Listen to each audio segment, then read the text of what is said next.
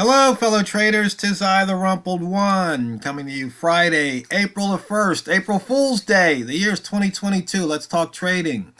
Weekly wrap up, NFP Day. That's not an April Fool. These videos are for educational purposes only. That's not an April Fool.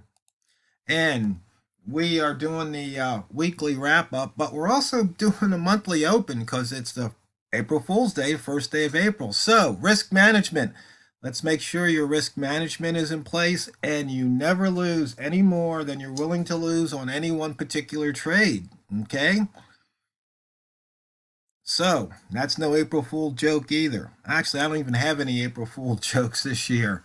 Let's look here. So, we're starting off the month right now, and we're 21 pips below the monthly open, 27 off the monthly low, and 39 off the high. So we've already had some monthly action, and you can see here, March pivot was missed, and we've got the April pivot here at 31.89. So let's see if we take out these two pivots this month, or at least we take out current month's pivot. For the week, you can see we are 74 pips below the weekly open. We are 74 off the high, so there was really the high and the open were pretty much the same. Okay, they were the same. You can see right here. It's just here. I actually put it down to points, but these two, I just left it rounding. All the weekly gaps have filled. We didn't hit that pivot on the weekly at 31.99. So we are putting in the opening range for the month. We're still within the opening range for the week. Monday's high, low. Yesterday was an inside bar, and you can see we actually broke out of it. 412 pips below the yearly open. And according to the seasonality, we're looking for price to go up this month. We'll just have to wait and see what happens. And here's that inside bar I was speaking of. You can see there's definitely some inside bar action on the daily here. Not so much on the weekly, and looks like the monthly, we've already moved out of a lot of those inside bars.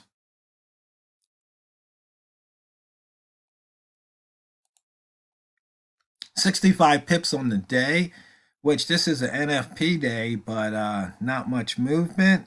It looks like most of the movement has been in the pound pairs. Oh, sorry, not the pound, but the yen pairs. We've got the Aussie yen, the Canadian yen, the Swiss franc yen, the euro yen, the pound yen, New Zealand yen's clocking in at 95, and the dollar yen 142 on the range. So a lot of movement with those yen pairs. And it looks like the yen itself is losing ground because these pairs are up.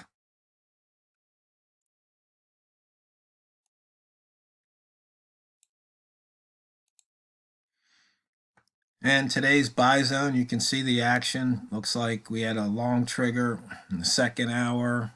We had a long trigger here, didn't pay off much. And remember, we're looking at price action. So you see, if you went long here or here in this area, and then this one comes in and it fails to break that high, starts reversing on you, basically just get out. I mean, scratch the trade, take a small loss. Don't even let it go run all the way. Just trade what you see. You see it's happening right in front of you. Sometimes you got to believe what you see. Rats, we finally got the range large enough after that push down the past couple of hours, but you can see green rats are now have been feasting. There's a nice reversal here around the 30.90 area, it looks like.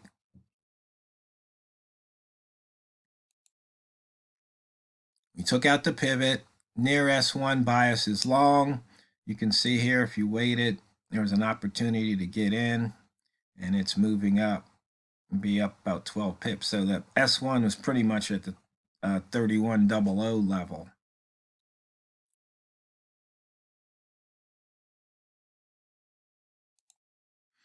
pivot, we took out the pivot for the day, missed the week, and missed the month once again. But statistically,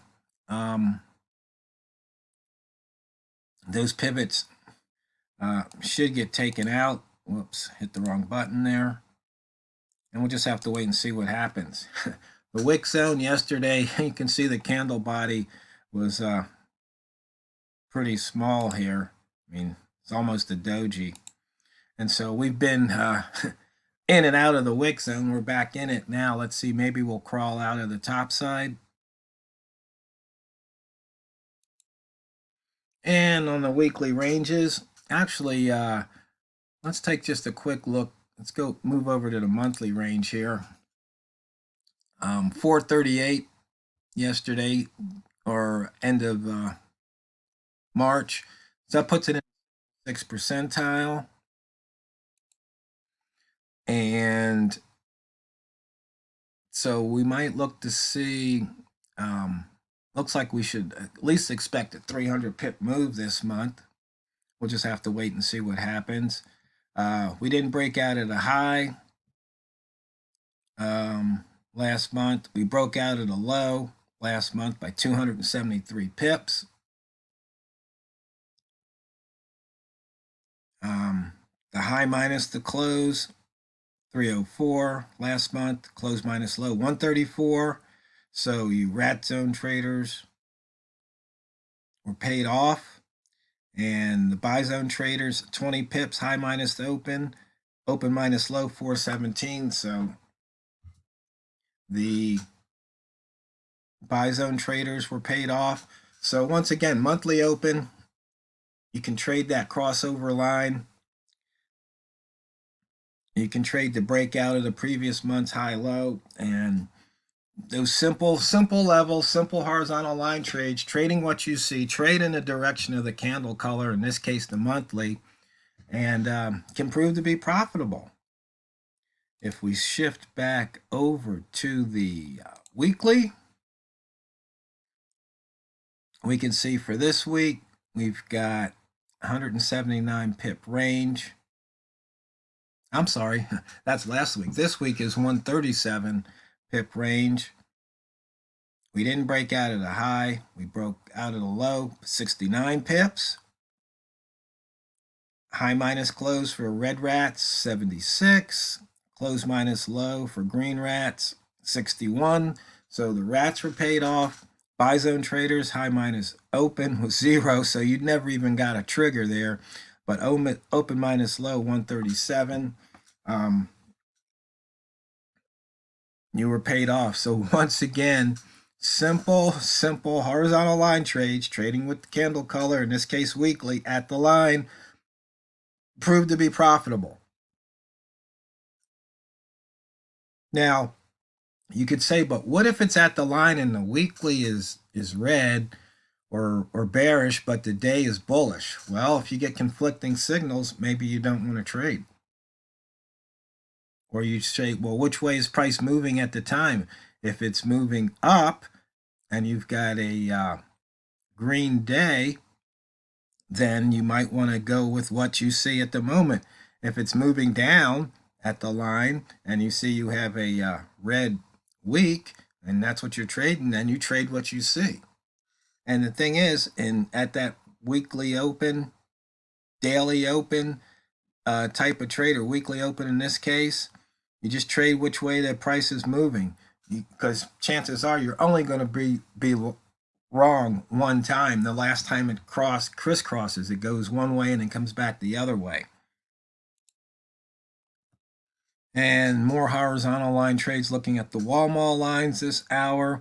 As you can see, we're in lunchtime in New York, so things have died down, but it's been a pretty muted day considering we had NFP, and that was, let's see, it's 9 o'clock my time, so 9, 8, 7, 6, 5. You can see the NFP candle. Now let me just change one thing here. Smart ranges, we're looking at 5 bars. Let's just look at 10, because it was 5 bars ago. It was only, what, is that right? no, 4 bars ago, 0, 1, 2, 3, 4, was only 27 pips, and then the hour after it was 28 pips. So that was the NFP reaction from here to here, basically.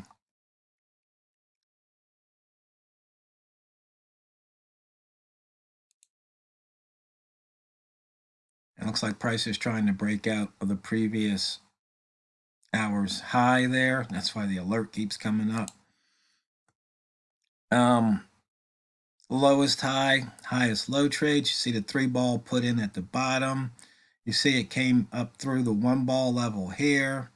You had an M5 lowest high here. So taking any of these trades would have proved to be profitable. And you can see here we had a, looks like a 1-ball. Here that had a red line, but also had a blue. Once again, a mixed signal. You can see here, if you went off of this highest low, it wouldn't have paid off. But look at what you're going against, the H1. Well, you were going against it. So right here, the H4 candle color, looks like maybe that's when we're looking at a new H4 open. Nope. So right there, we're pretty much at the H4 open. So there's some struggling happening right there.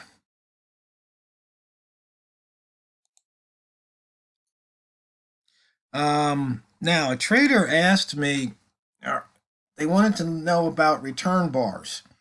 They said, I thought maybe I did a video on one of the return bar indicators, but they said they looked, they couldn't find it. So simply, what's a return bar? Return bar is basically a big body bar where you just kind of look and it's like the biggest body you see on the chart. And I believe in this version of the return indicator, I have a threshold of 5. A lot of times on higher time frames, I'll have a bigger threshold. But I don't even really need to have the threshold. I can just look and say, hey, this is pretty big bar here. So I would say price would have to return to the 31.15 or at least get close to it. And sometimes if you have like 2 in a row, a lot of times it'll at least get to the midpoint of that big bar. And so you can use those for trades, for biases. And so you know which direction to trade. So you can see here price was making these lows. It's like, hey, it's got to come back to this open. At least based on statistics. And so how I determine how big the body should be is I ran a frequency distribution, the top of the candle minus the bottom of the candle, which in this case it would be here close minus open, and in this case it'd be open minus close. So that's why we call it top and bottom. So you can see it's greater than 5, less than 20% of the time. Okay, so anything bigger than 5, I'm thinking chances are it's probably going to return. I was just trying to look and see what's a big body. And so this doesn't tell me how frequent it's going to return. It's saying how infrequent that candle size is. And, just over time, I've observed this happening. So that's what I look for on the return bars, just like the biggest bars, the biggest bull bar, biggest bear bar, and just look for price to return to those levels. Does it work every time? Of course not.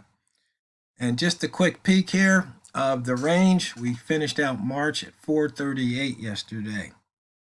So, fellow traders, I hope you had a profitable week. I hope you have a profitable month in April, and I hope you have a fun and safe weekend. And so when you come back to your trading platform, always remember, never forget, it's not what you trade, it's how you trade it. So go out there and drain the banks. This is the TheRumpledOne, over and out.